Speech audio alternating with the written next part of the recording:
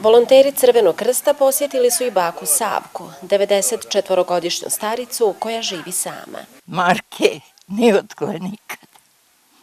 Et kad je voda bilo malo, dobila sam. Sad kod crkveni miš. Humanitarna pomoć sastoji se od 4,5 tone raznih artikala.